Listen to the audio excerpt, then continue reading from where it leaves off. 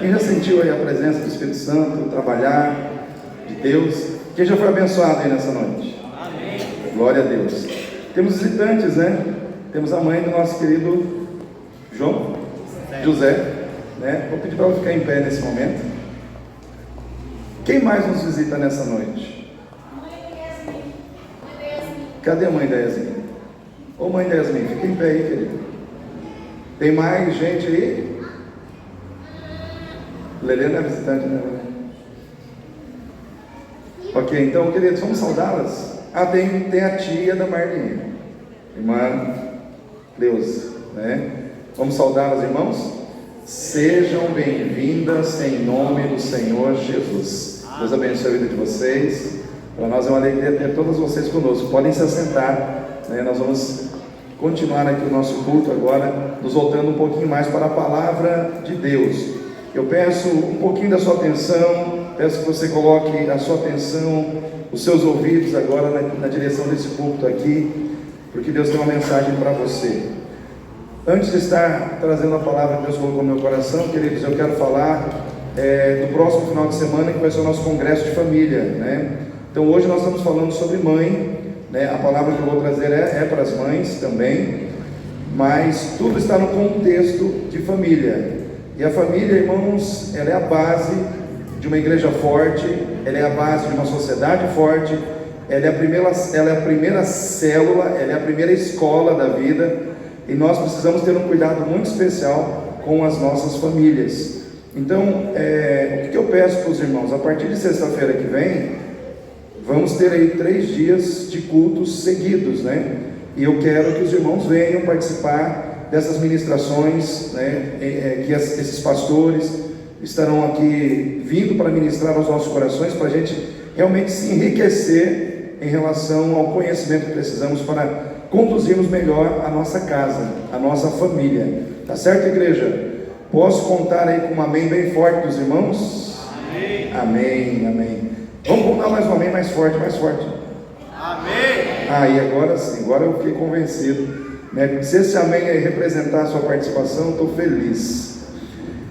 Queridos, abram suas Bíblias na segunda epístola de Paulo a Timóteo.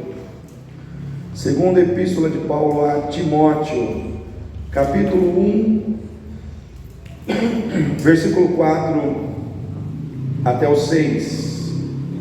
Segunda epístola de Paulo a Timóteo, capítulo 1, versículo 4 ao 6. E essa semana eu estava assim, dizendo: Senhor, Dia das Mães, Pai, eu já preguei sobre tantas mães. Senhor, eu já estou cansado de falar sobre isso, Pai. Sobre Ana, sobre quem que tem na Bíblia aí, Senhor, para o Senhor me mostrar que eu não preguei ainda. E aí o Senhor falou comigo sobre Eunice, né? E nós vamos aqui estar meditando um pouco sobre essas duas mulheres que estão aqui na segunda carta de Paulo a Timóteo, que é a avó de Timóteo e a mãe de Timóteo, né? Então quem achou diz amém aí, por favor. Amém. Amém. Então vou estar lendo, os irmãos acompanhem, por favor, a leitura da palavra. Então Paulo, falando a Timóteo, ele diz assim: desejando muito ver-te, lembrando-me das tuas lágrimas, para me encher de gozo, trazendo à memória a fé não fingida que há em ti, a qual habitou primeiro em tua avó Loide, e em tua mãe Eunice, e estou certo de que também habita em ti, por cujo motivo te lembro que despertes o dom de Deus que existe em ti pela imposição das minhas mãos, porque Deus não nos deu espírito de temor ou de medo, mas de fortaleza e de amor e de moderação. Amém, igreja? Aqui nós temos um pastor antigo, mais velho, mais experiente, falando a um jovem pastor. Um pastor que foi bem sucedido, um pastor que fez a diferença no seu tempo. E quando o apóstolo Paulo fala com Timóteo, irmãos, eu sou muito fã do apóstolo Paulo, porque o Novo Testamento, doutrinariamente falando, sem o apóstolo Paulo, ele ficaria muito vago de muitos ensinamentos que hoje nós temos. Ninguém falou sobre carne e espírito como o apóstolo Paulo. Ninguém assim trouxe uma teologia profunda para nós sobre os dons do Espírito Santo, sobre os frutos do Espírito Santo, como o apóstolo Paulo. E ele doutrinou as igrejas uma a uma, e ele falou com os ministros um a um. E aqui com Timóteo ele tinha um carinho muito especial, ele chamava Timóteo de meu filho na fé. Então eu vejo assim, quando nós começamos a caminhar com pessoas que nasceram na fé em Cristo Jesus através da nossa vida, isso tem que gerar em nós um sentimento de paternidade. Eu tenho que me sentir pai na fé das pessoas que eu tenho o privilégio de discipular, o privilégio de orientar, o privilégio de ensinar, porque é um privilégio dado àqueles que ensinam, àqueles que discipulam. Isso pode ser um pastor, mas pode ser um crente que não é pastor. Eu conheço irmãos crentes que não têm título nenhum, mas são excelentes pais na fé e mães na fé. Aquela pessoa que abraça, coloca do lado e conduz até aquela pessoa que nasceu na fé ficar madura, adulta. Aí ela solta, né? Porque tem que soltar também. E uma das coisas que me chama a atenção é que Paulo ele diz: eu vejo as tuas lágrimas. Ou seja, Paulo era uma pessoa que observava as lágrimas das pessoas que ele cuidava. Eu quero perguntar para você: você tem visto as lágrimas das pessoas que andam com você? Você tem visto as lágrimas das pessoas que você ama? Marido, você tem visto as lágrimas da sua esposa? Esposa, você tem visto as lágrimas do seu marido? Pais, vocês têm visto as lágrimas dos seus filhos? Filhos, vocês têm visto as lágrimas dos seus pais? Uma pergunta. Às vezes a gente precisa ver as lágrimas do outro para o nosso coração se sensibilizar. Lágrimas sensibilizam. Lágrimas mexem com o nosso interior. Lágrimas quebram a dureza do nosso coração. Porque muitas vezes o coração endurece, mas ele amolece quando ele é molhado por lágrimas. Quando lágrimas descem, isso mexe e tem que mexer com a gente.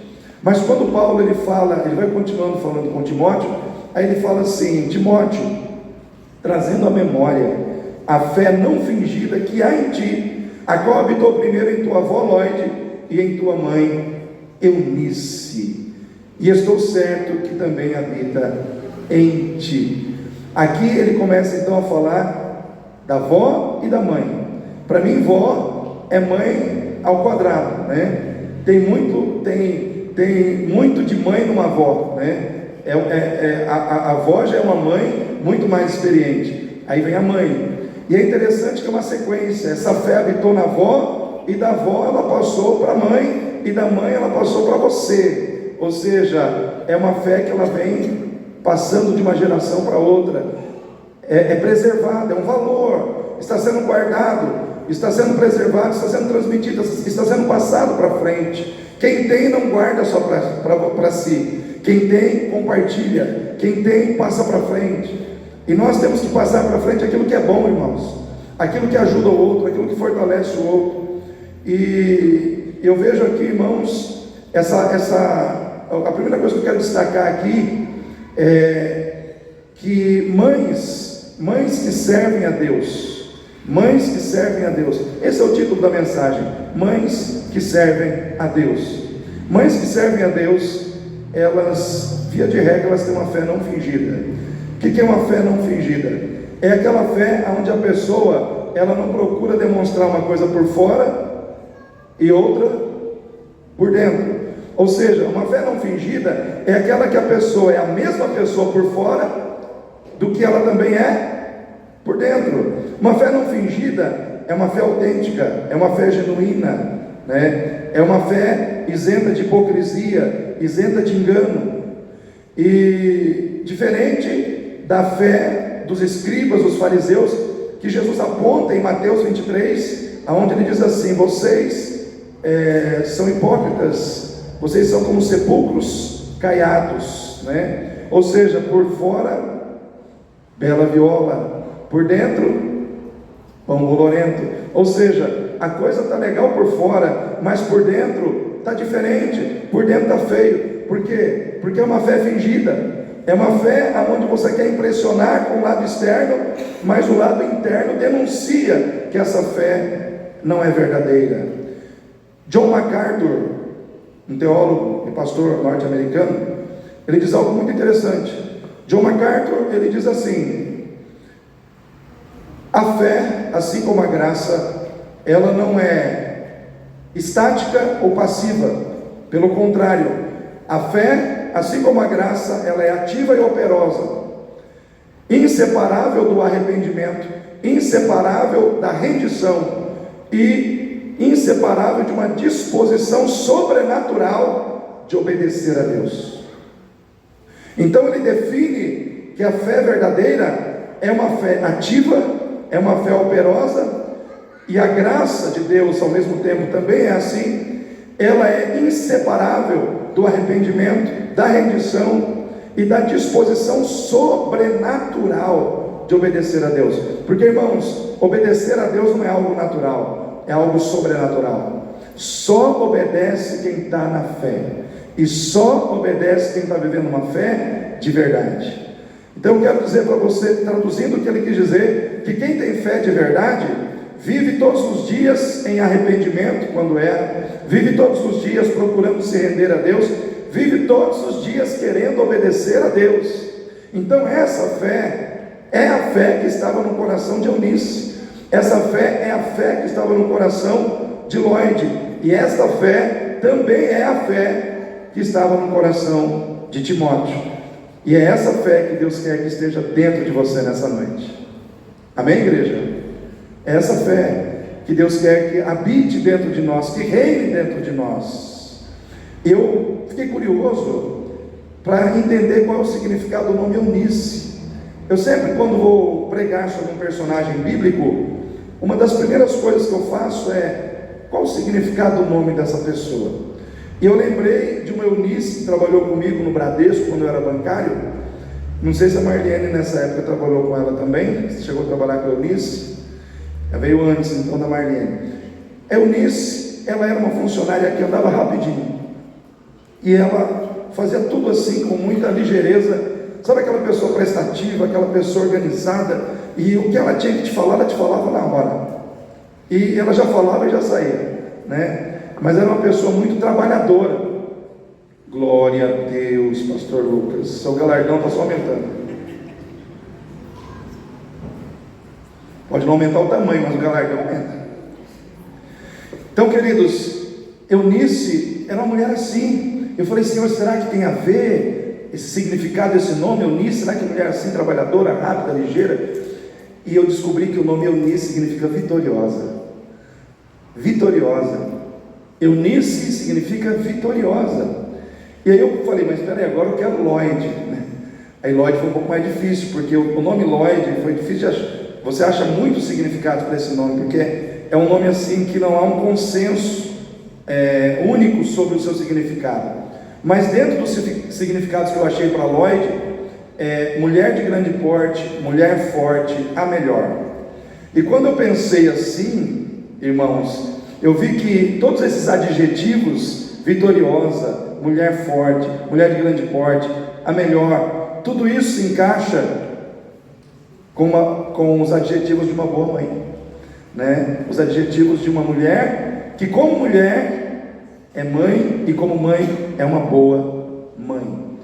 Então Eunice, irmãos, era uma mulher que ela impressionava, porque já nasceu com o destino de ser vitoriosa, já no nome, né? Deus já fez ela nascer já sobre esse rótulo do céu, vitoriosa, com essa promessa sobre a sua vida, vitoriosa. E eu estive estudando para saber quando ela se converteu.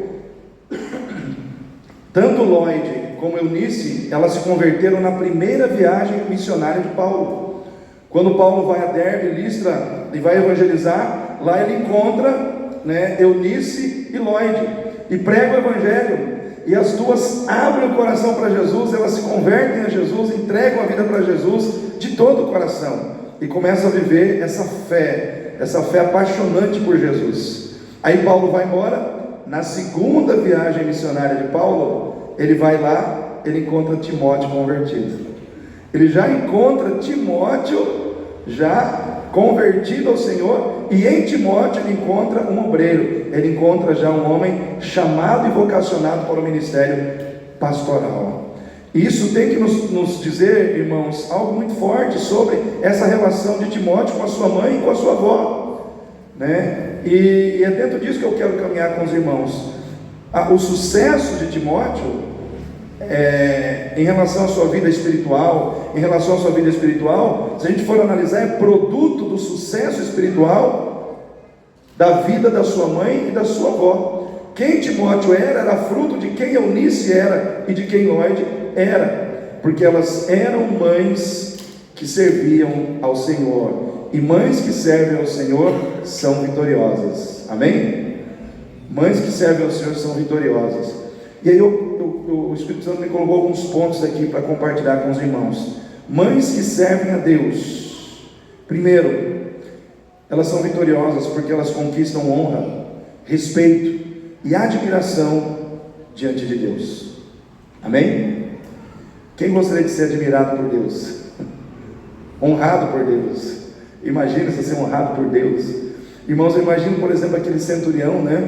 Quando ele vem buscar a Jesus para que Jesus curasse um servo seu que estava doente, e aí Jesus vai de pronto, assim, querendo ir lá, e ele fala: não, Senhor, não sou digno que entre na minha casa, mas diz uma só palavra e ele será curado. Naquele momento Jesus diz: nem em Israel encontrei tamanha fé. Jesus honrou a fé daquele homem. Jesus honrou aquele homem. Aqui, irmão, Jesus, o Senhor, através de Paulo, honrou essas mulheres. Na história de Timóteo está escrito, irmãos, o nome de Eunice e o nome de Lloyd como corresponsáveis pelo seu sucesso. Ninguém pode tirar isso delas, é mérito delas. A fé não fingida, né? O coração disposto a servir a Deus está lá, registrado para sempre nas Escrituras. Deus honrou aquelas mulheres, como eu também creio que Deus honra as mães que estão aqui nessa noite. Então Deus honra mães que o servem, mães que vivem uma fé não fingida no seu relacionamento com Ele. E aí eu peguei algumas mães que a Bíblia aqui traz para nós, que foram honradas por Deus, e a primeira mãe, assim, que eu quero destacar aqui junto com Eunice e com Lloyd, é Ana.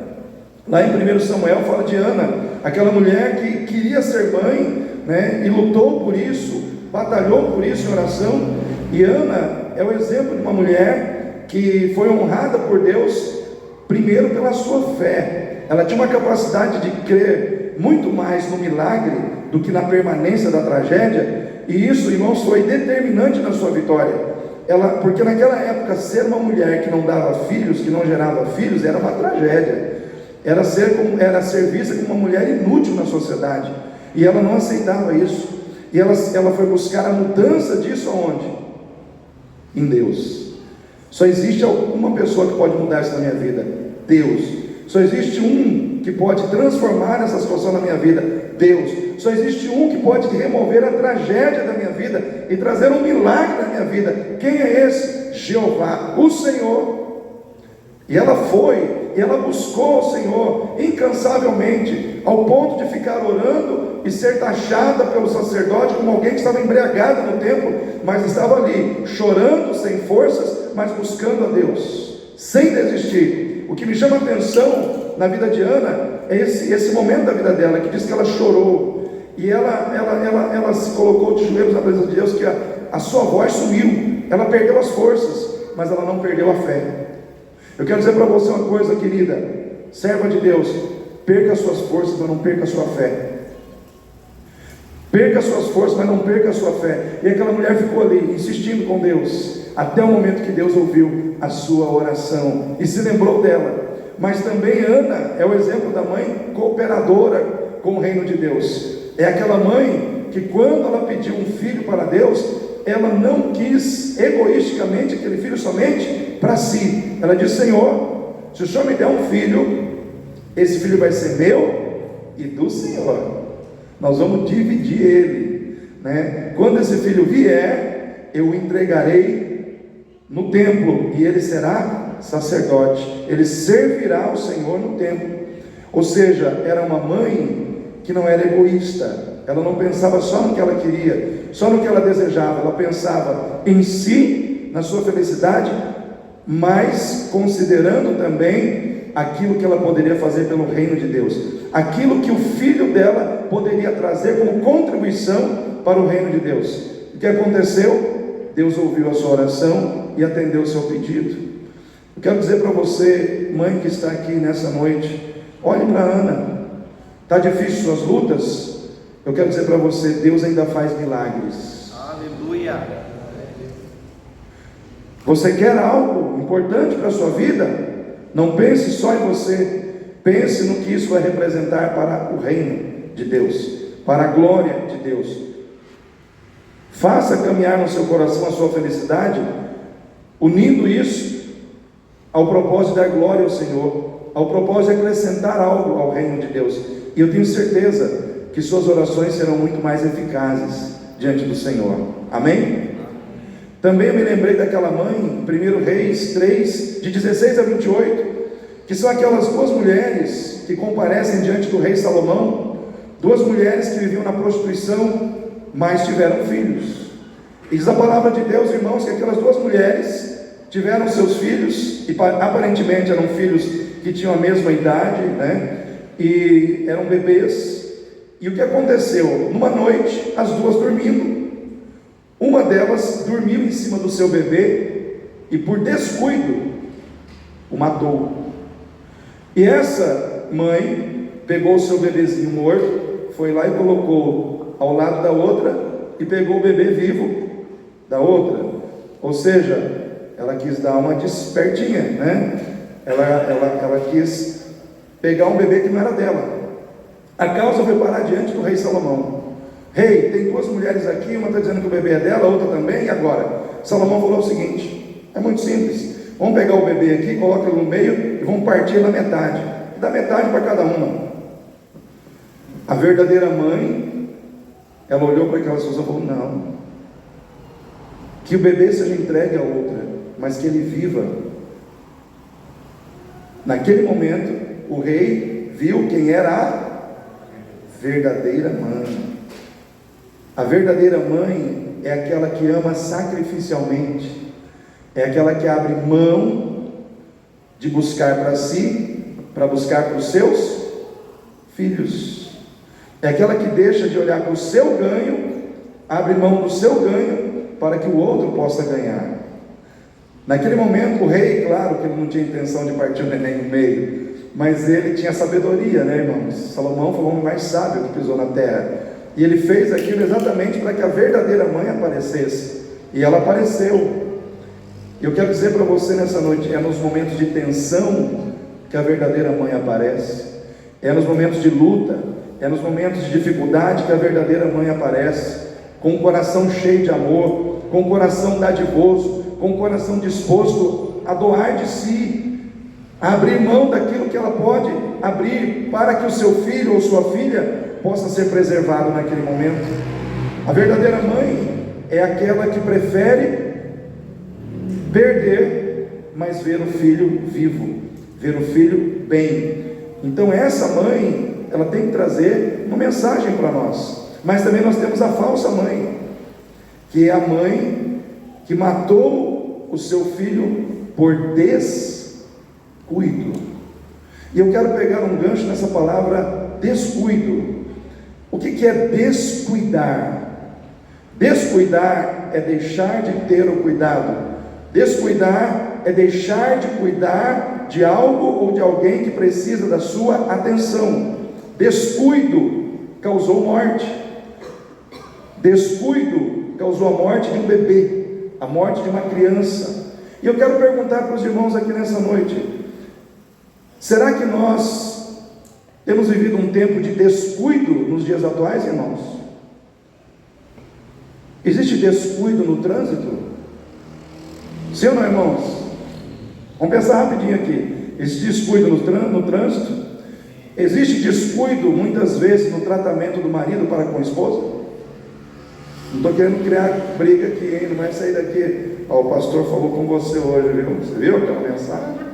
Aquilo lá foi para você, camarada, né? Irmãos, Quero causar contenda aqui, né? Mas existe descuido também da esposa para o marido? Existe descuido do crente para com a igreja? Sim ou não, irmãos? Existe descuido, irmãos, de líderes para liderados? Sim ou não, irmãos? Pode falar. Irmãos, existe descuido dos pais para com os filhos? Sim ou não, irmãos? Existe descuido. Irmãos, será que hoje muitas mães não estão descuidando dos seus filhos em relação às más companhias com os quais os seus filhos andam? Será que hoje não tem mãe assim, fazendo vista grossa? A mãe sabe que o filho está andando com gente que não é boa, com gente que é problema. Irmão, me diga com quem andas, eu te direi quem tu és. É uma frase, é um ditado popular. Será que existe descuido hoje das mães? Eu vou colocar os pais para o pai também. Eu sou homem, é difícil ficar pregando só para a mãe aqui, né? Será que não existe descuido das mães e do pai também em relação a toda a pornografia, a tudo aquilo que é destrutivo, maligno, nocivo, destrutivo, ruim, negativo, que muitas vezes o filho está vendo na internet, no seu celular? Existe uma estatística, irmãos, que diz que hoje os jovens eles estão se destruindo mais dentro de um quarto do que na rua.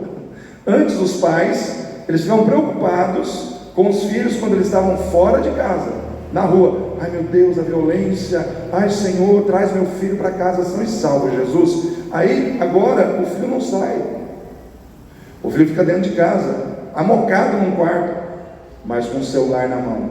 Irmãos, tem uma palavra chamada cutting, o Lucas deve saber, o senhor Lucas, que se chama cortar, né? Cutting é cortar em inglês, que eles estão usando essa palavra para retratar o ato da automutilação, que a pessoa se cortar.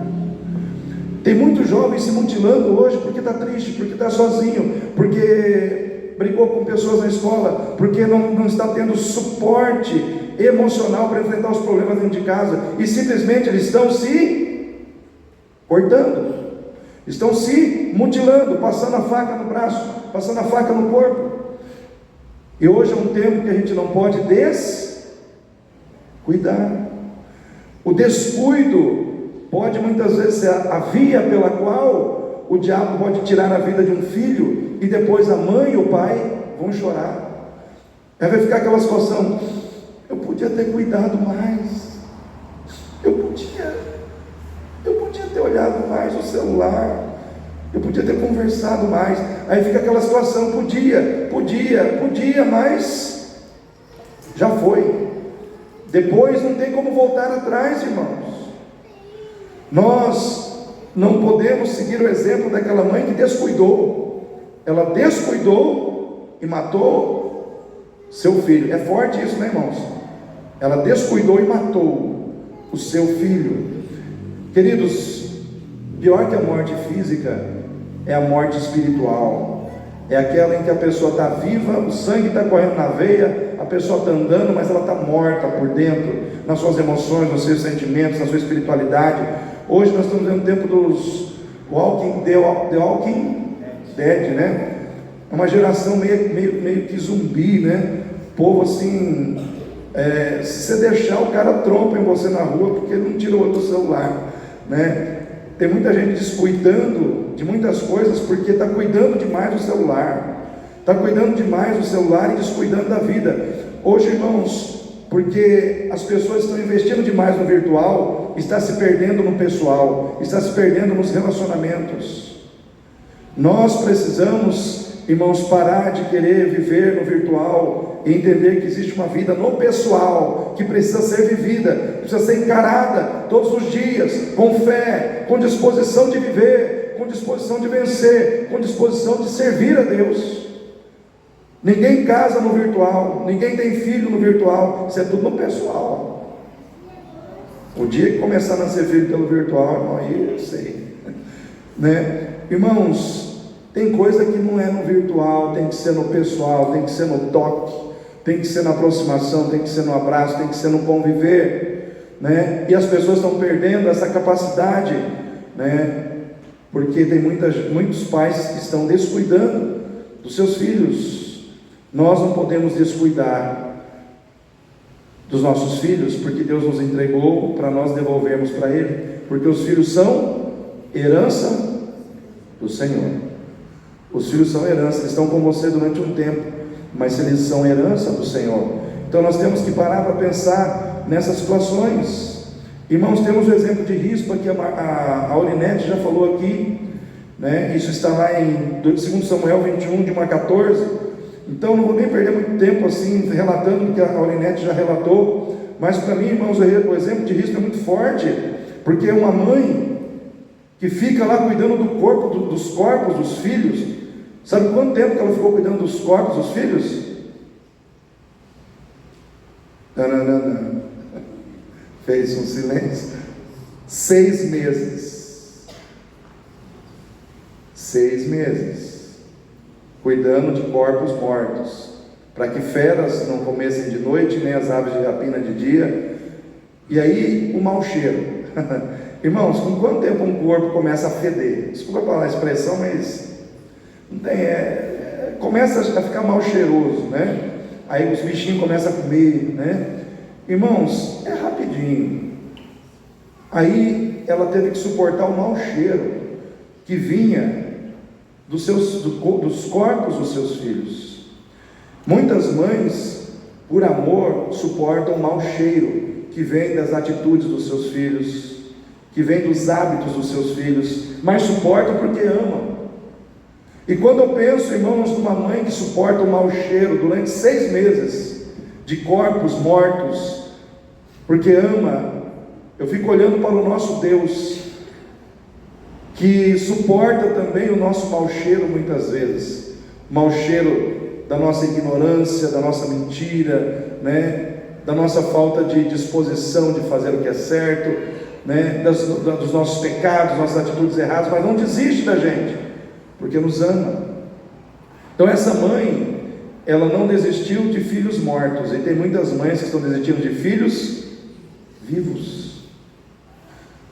Mães, não desistam dos seus filhos.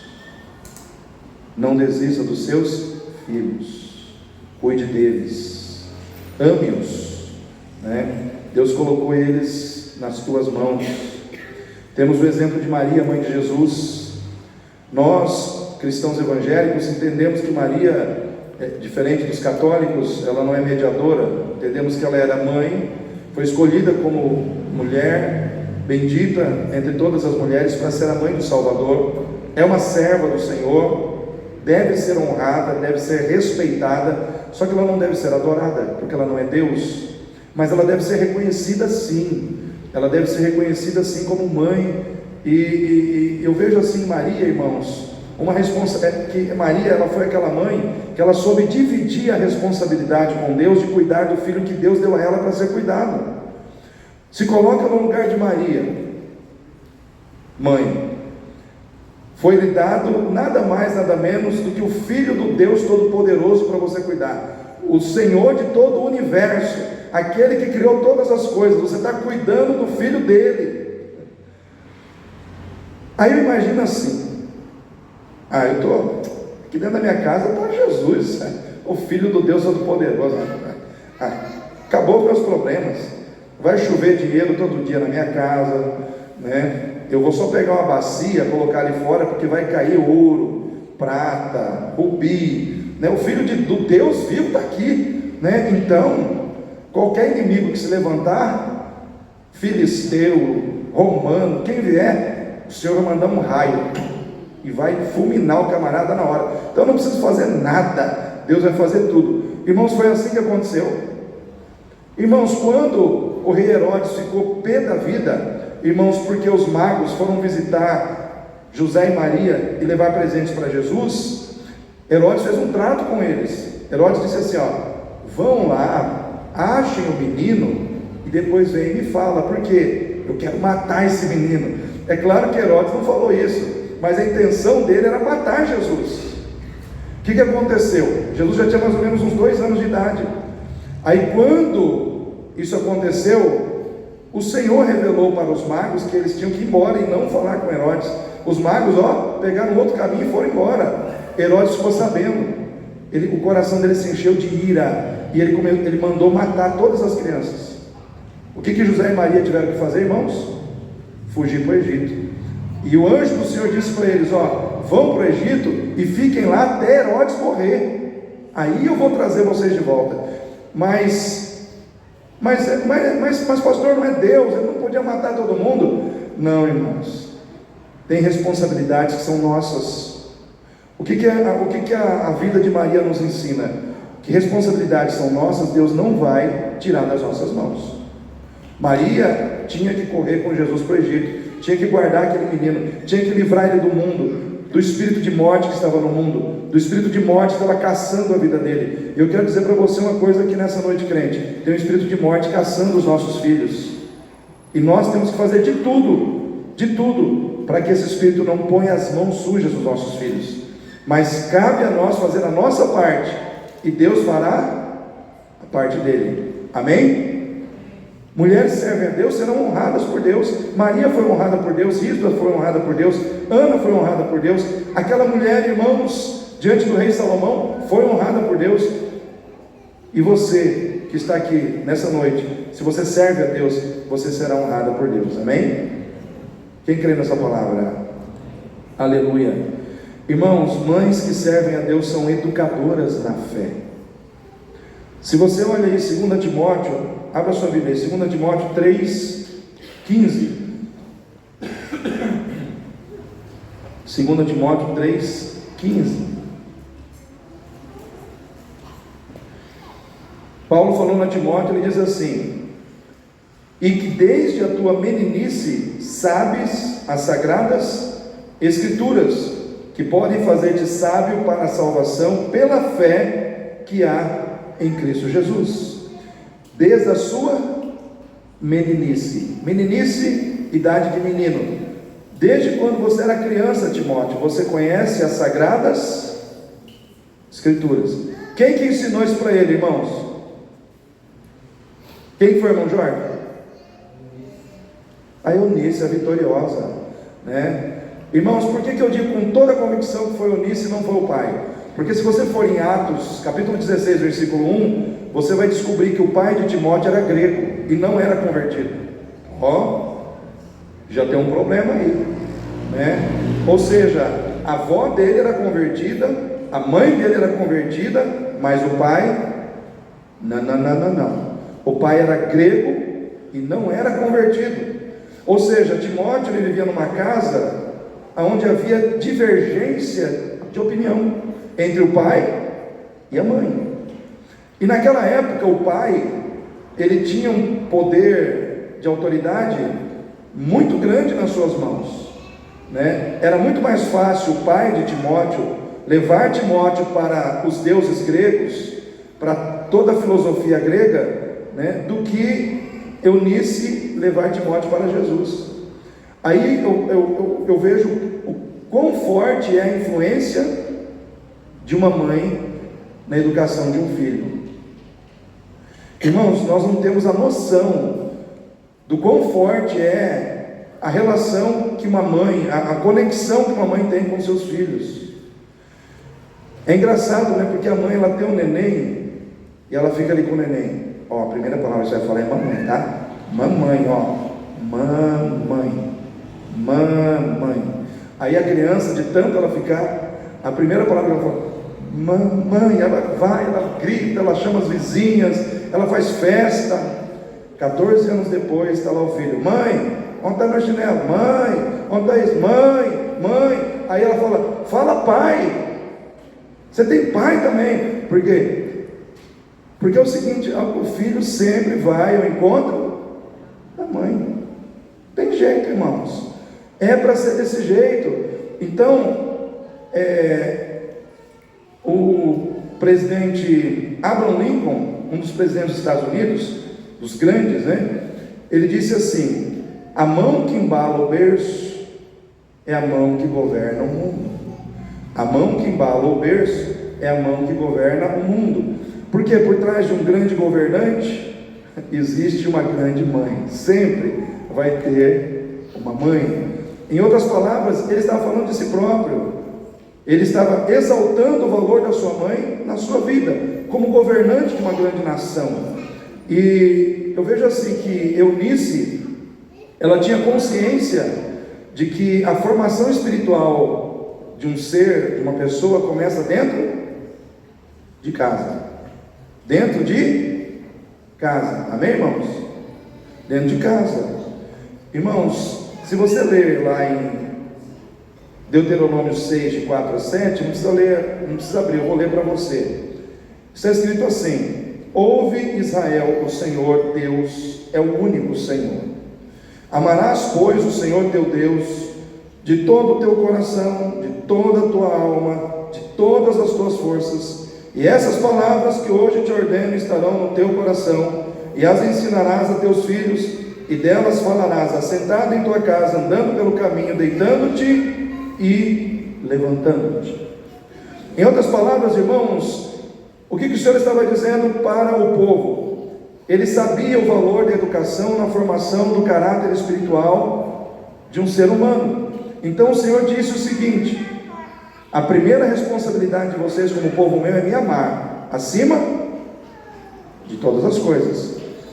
A primeira responsabilidade de vocês é me amar de toda a sua alma, de todo o seu coração e com todas as suas forças, e ensinar os seus filhos a fazer o mesmo, ensinando os seus filhos através da minha palavra, deitando-te, levantando-te, assentando-te e andando pelo caminho. Deitando, levantando, assentando e andando pelo caminho. Deitando, levantando, assentando e andando pelo caminho. Em outras palavras, a vida, seja no seu modo estático ou a vida no seu modo dinâmico, em movimento, ela tem que ser uma oportunidade para a gente ensinar os nossos filhos. A todo instante você está ensinando alguma coisa.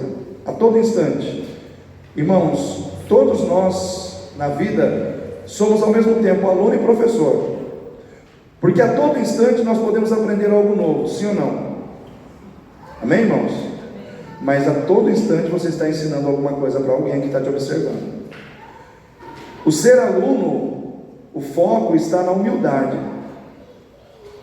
Porque você precisa ser humilde para reconhecer que está aprendendo. Mas ser professor, o foco está no exemplo. Ou seja, se você precisa ensinar algo a alguém, você precisa cuidar do seu exemplo.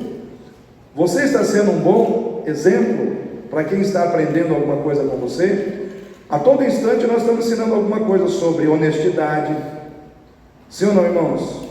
A todo instante nós estamos ensinando alguma coisa sobre ser verdadeiro, sobre amor, sobre integridade, sobre tolerância, sobre paciência. A todo instante. A todo instante. Porque, irmãos, não existe um lugar específico para você ensinar. A vida é o palco. A vida é a sala.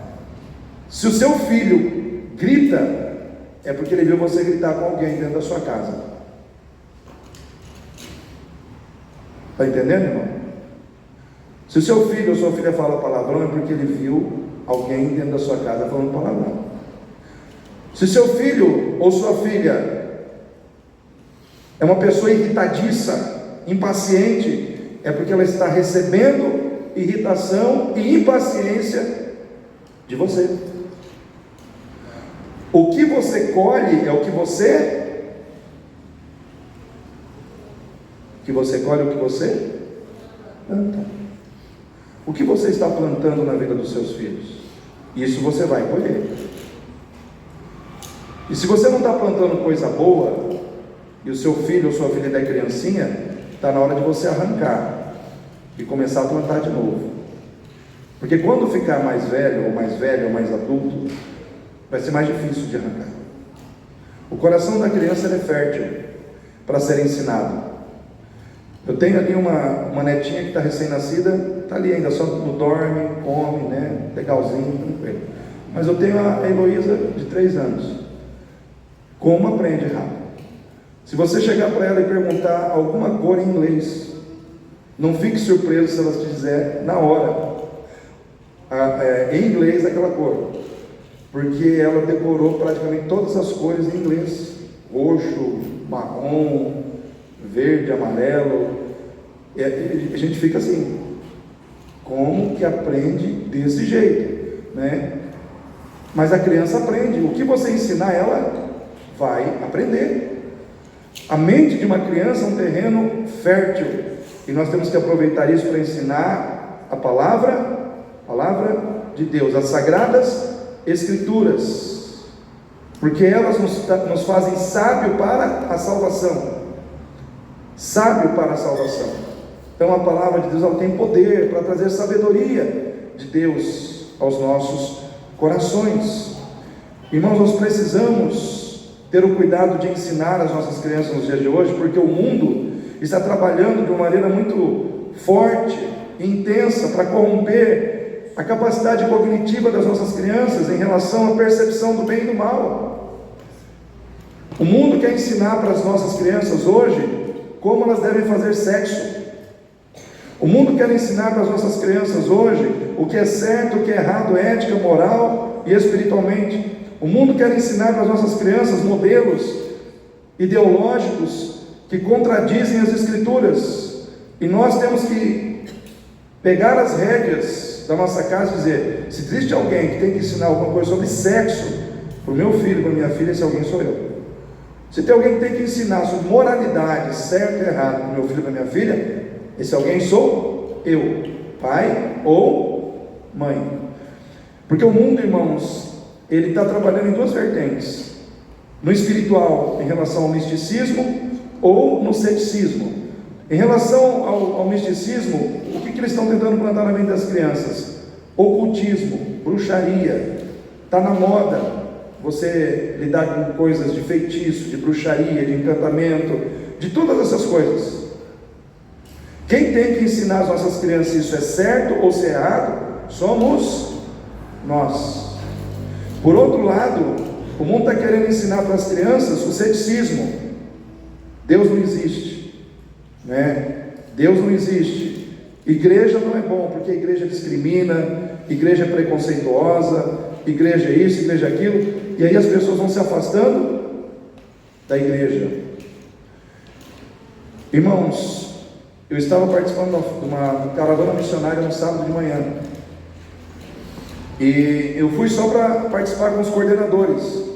Eu não ia sair a campo para evangelismo, mas o coração, assim, aquele fervor evangelístico falou mais alto. Falei: não, eu vou com o pessoal que vai evangelizar. E aí foi eu e um rapaz.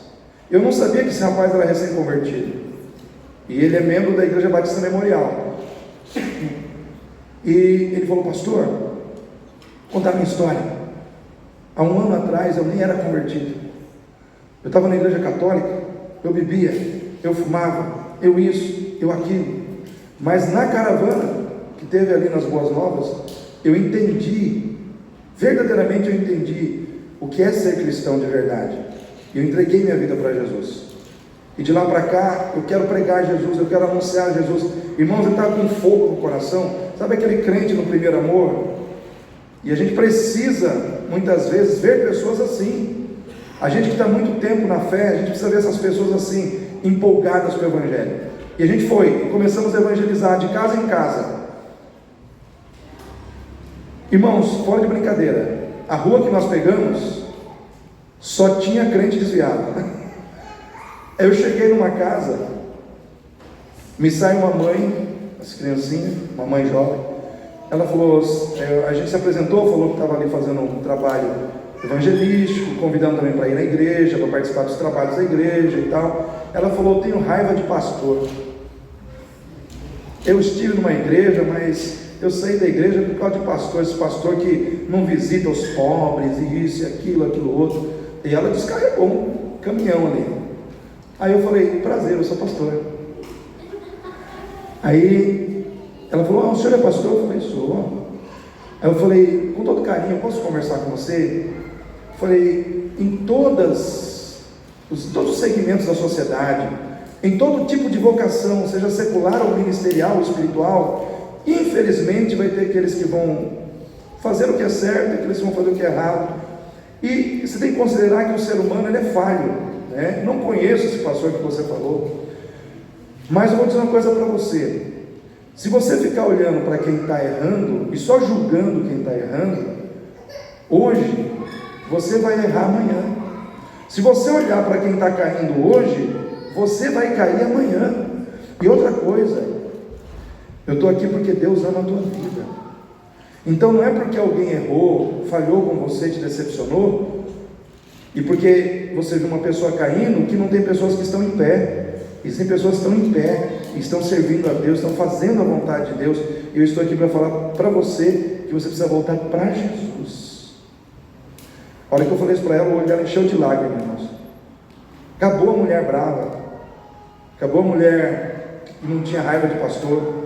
Ela falou: hoje eu estarei na igreja. Então eu vejo assim, existem pessoas machucadas, existem pessoas que estão feridas, e nós precisamos buscar essas pessoas com amor. Amém, igreja? Irmãos, caminhando para o final dessa mensagem, o que eu quero dizer para você? Na realidade eu tinha mais coisas para falar, mas veja bem, nós estamos aqui 8h15 e ainda tem coisa para comer aí fora, né? Eu vou para o último tópico. Mães que servem a Deus, elas deixam um legado de valores que ajudarão na formação das gerações futuras. Irmãos, o que é legado? Não é aquilo que nós deixamos para as pessoas em valores monetários, é aquilo que nós colocamos nas pessoas em relação aos valores que nós carregamos dentro de nós. Aí eu conto uma história que tinha 4 pastores conversando. Presta atenção aqui, olha para mim, aí, gostei. Tinha 4 pastores conversando, e aí eles começaram a falar sobre Bíblia. Um disse assim: eu prefiro a versão King James das Escrituras, por seu uso eloquente da língua inglesa e da sua precisão. Aí o outro falou assim: eu já prefiro a New American Standard, por sua fidelidade ao texto original no grego e no hebraico. O terceiro diz assim: eu prefiro a NVI, Nova Versão Internacional, por sua linguagem contemporânea e fácil de entender. Aí o quarto, todo mundo olhou para ele e falou: e você? Ele falou: eu prefiro a versão da minha mãe. Ai, sua mãe traduziu a Bíblia? Ele falou: traduziu com a sua vida. Ela viveu e me passou quem é Deus. Ai, irmãos, é tocante, né? Uma pessoa que fala assim: eu vi Deus na minha mãe, eu aprendi a ver a santidade de Deus vendo a santidade dela, eu aprendi a ver o amor de Deus vendo o amor na vida dela, eu aprendi que a melhor versão da Bíblia é aquela que nós podemos ler nas pessoas, e eu li a Bíblia na minha mãe. Porque, irmãos, nós somos Bíblias vivas, enviadas ao mundo com uma mensagem libertadora, com uma mensagem transformadora, dizendo aos 4 cantos da terra: só Jesus Cristo salva, cura e liberta e manda para o céu.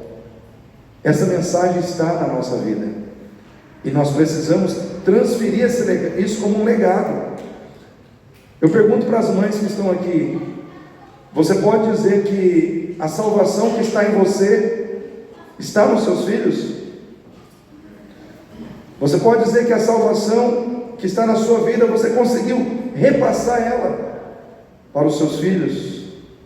Mães que servem a Deus, elas vão ter a alegria de ver os seus filhos servindo ao Senhor, e não a tristeza de ver os seus filhos no mundo, perdidos no mundo.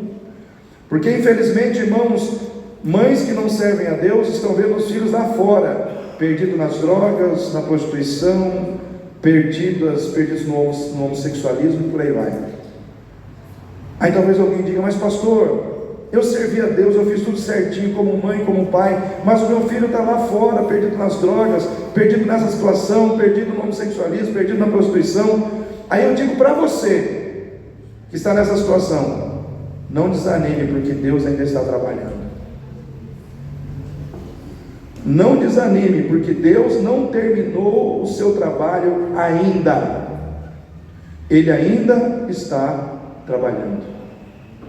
E você tem que ter fé para acreditar que aquele que começou a boa obra não vai parar enquanto ela não for concluída.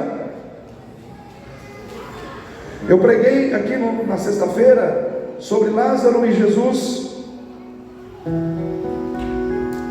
que Lázaro encontrou em Jesus alguém que era o único que poderia alcançá-lo aonde ninguém poderia alcançá-lo. Ninguém poderia tirar Lázaro da onde ele estava, mas Jesus tirou. Jesus tirou. E eu quero dizer para você, querido, querida de Deus, você não consegue alcançar pessoas que você ama onde elas se encontram, mas eu conheço alguém que consegue, e chama-se Jesus Cristo de Nazaré. Jesus consegue alcançar os incansáveis. Jesus consegue alcançar a pessoa que está na mais profunda condição de morte. Ele alcança. Eu quero dizer para você nessa noite: não jogue a toalha, não chute o pau da barraca, não entregue os pontos, não decrete a sua derrota, porque aquele que pode todas as coisas caminha contigo. Aquele que pode todas as coisas ainda está trabalhando para abençoar a tua casa, a tua família. Por isso eu quero dizer para você nessa noite: creia, porque o Senhor é Deus. Ele não brinca de ser Deus. Ele é Deus com força, Ele é Deus com poder, Ele é Deus com autoridade, Ele é Deus sobre todas as coisas. E Ele, somente Ele pode dizer: operando eu, quem impedirá? Agindo eu, quem impedirá? E a resposta é: ninguém. Ninguém pode impedir Deus de operar. Agora você tem que crer que Ele é Deus.